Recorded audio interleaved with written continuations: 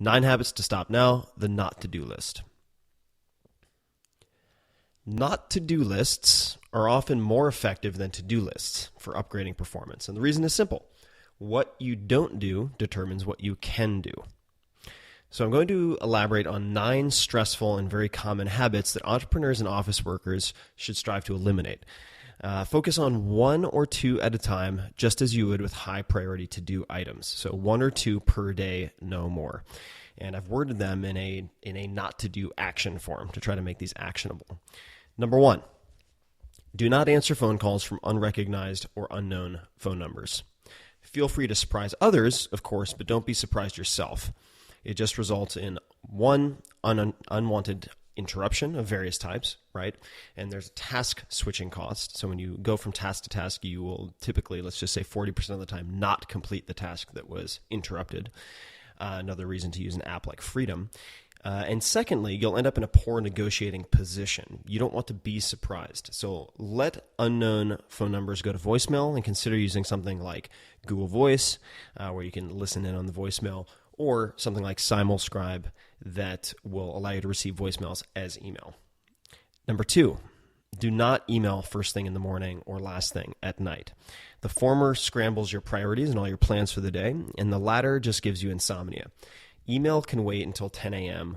or after you've completed at least one of your critical to-do items, all right? And read more, of course, of what I've written about working first thing in the morning offline.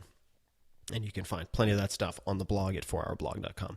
Number 3, do not agree to meetings or calls with no clear agenda or end time. Phrased another way, you always need a clear agenda beforehand and a stated end time for meetings or calls, all right? If the desired outcome is defined clearly, this is what we want to accomplish in this call or in this meeting, and there's an agenda listing topics, questions to cover, no meeting or call should really last more than 30 minutes. Right? So request them in advance so you can, quote, best prepare and make good use of our time together, end quote. Number 4 on the not to-do list, do not let people ramble, all right? Small talk takes up big time. So forget, how's it going when someone calls you? Stick with, what's up? Or I'm right in the middle of something, but what's going on? A big part of getting things done is getting to the point. All right. So you don't have to be rude about this, but remember what I mentioned about task switching and the cost of interruption.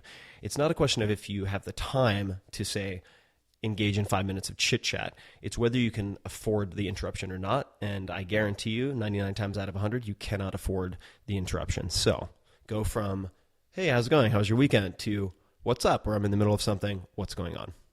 Number 5, do not check email constantly.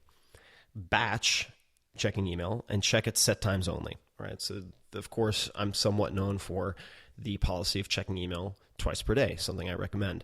I belabor this point enough elsewhere, so I'm not going to elaborate too deeply. But needless to say, get off the cocaine pellet dispenser and focus on execution of your top to-dos instead of responding to manufactured emergencies, all right? So hitting refresh or inbox repeatedly in Outlook, Gmail is not a constructive way to spend your time. Email is everyone else's agenda for your time, as I've said before. So set up a strategic autoresponder and check email 2 or 3 times daily. You can also use tools such as Boomerang to schedule follow-ups if you don't hear back from someone, or to send email at a later point in time so that you're not refilling your inbox as quickly as you clear it. All right. So do not check email constantly. Check it at set times.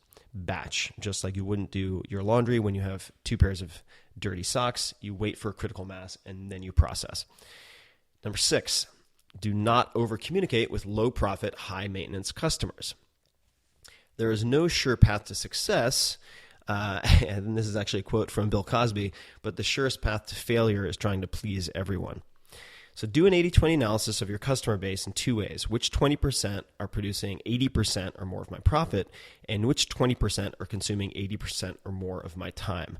Then put the loudest and least productive on autopilot by citing a change in company policy. It's pretty straightforward, right? Send them an email with new rules as bullet points. Number of permissible phone calls, email response time to be expected, minimum orders necessary for A, B, C, D, and E, etc., right? Offer to point them to another provider or supplier if they can't conform to the new policies. Sometimes you really have to fire your customers to create the business and the life that you want. Number 7, do not work more to fix overwhelm. Prioritize. All right? If you don't prioritize, everything seems urgent and important. If you define the single most important task for each day, almost nothing seems urgent or important because that one thing is the force multiplier that will render everything else unimportant or less important or make them all easier, right? So define that single most important task for each day. Oftentimes, it's simply a matter of letting little bad things happen. Right? So examples of that would be returning a phone call late and apologizing, paying a small late fee for some type of return, losing an unreasonable customer, et cetera, to get the big important things done. The answer to overwhelm is not spinning more plates or doing more. It's defining the few things that can really fundamentally change your business and life. So if you don't have time, the truth is you don't have priorities. So think harder, don't work harder. Number 8, do not carry a cell phone, iPhone, Crackberry, whatever, 24/7. All right? A digital leash. Do not carry a digital leash 24/7. Take at least one day off per week. Turn them off, or better still, and I tend to do this on Saturdays, which is also cheat day, right? Leave them in the garage, in the car, somewhere you can't get easy access. I do this at least once a week, and I recommend you leave the phone at home if you go out for dinner. All right? So what if you return a phone call at, let's say, an hour later or the next morning? You know, as one reader put it to me, when he was explaining how he responded to a miffed coworker who worked 24/7 and expected the same from everything and everyone else. Quote, "I'm not the president of the United States. No one should need me at 8 p.m. at night. Okay, you didn't get a hold of me, so what bad happened?" The answer, of course, nothing. All right, last but not least, number 9 on the not-to-do list, the 9 habits you should stop now. Do not expect work to fill a void that non-work relationships and activities should. Work is not all of life, all right? Your coworkers shouldn't be your only friends. Schedule life, cool activities, and defend it just as you would an important business meeting. Never tell yourself, quote, "I'll just get it done this weekend," end quote. That's how you end up screwed, where you have neither productivity nor relaxation. So review Parkinson's Law in the 4-hour work week. Force yourself to cram within tight hours so your per-hour productivity doesn't fall through the floor. Focus, get the critical few done, and get out. Emailing all weekend is no way to spend the little time you have on this planet. And those are the 9. So to reiterate and summarize this, it's very hip to focus on getting things done. There are a million new tools and tricks every day, every week on a million different websites. But getting things done truly is only possible once we remove the constant static and distractions. If you have trouble deciding what to do, as many people do, including me, just focus on not doing. Focus on the not to-do list. Different means, same end.